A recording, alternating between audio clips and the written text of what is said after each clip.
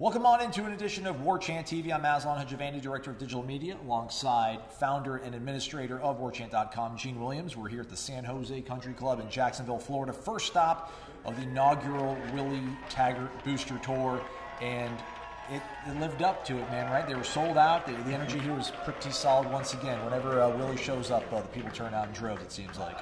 It's something. I mean, on the heels of having a spring game that was a record crowd and then his first tour stop, I was talking to Max Zahn, who's the area rep here for the Seminole Boosters, and saying it was the first time they've sold out since Bobby Bowden's been here. They even created a room, a separate room. It's an overflow room. You can't even see Willie live, but it's simulcast in there.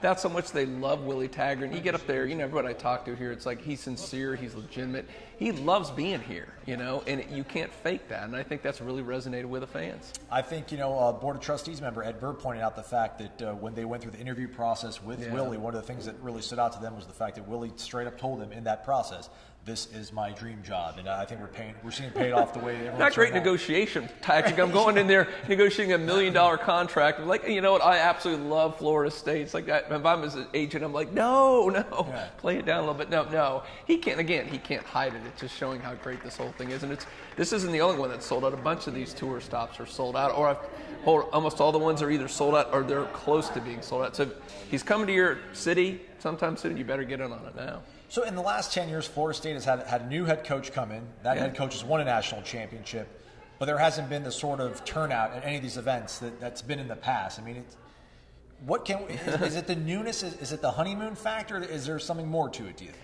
You know, that's great. I wonder about that, really, what's going on, because you can compare changes, whether you talk about Tennessee, new coach there, down in Gainesville, there's a new coach. They didn't have record spring games like Florida State did.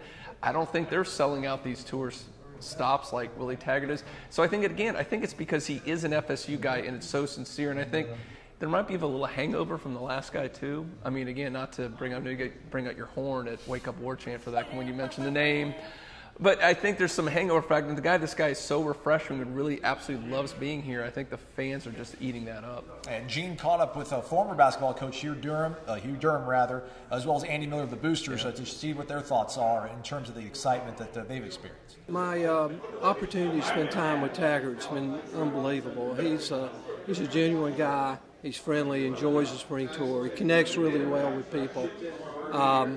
And this is the first of our spring tour. So what I like so much about him is he's uniting our fan base right now. He's making all the right connections. He's been accepted well, and you can understand why, because, you know, when somebody says, I want to be here, and I've always wanted to be here, I'm a fan, and then he reaches out for so many people, and people just seem to gravitate towards him, and I don't think he could have done much better than he's done as far as being accepted, selling Seminole football, and becoming such a big part in a hurry.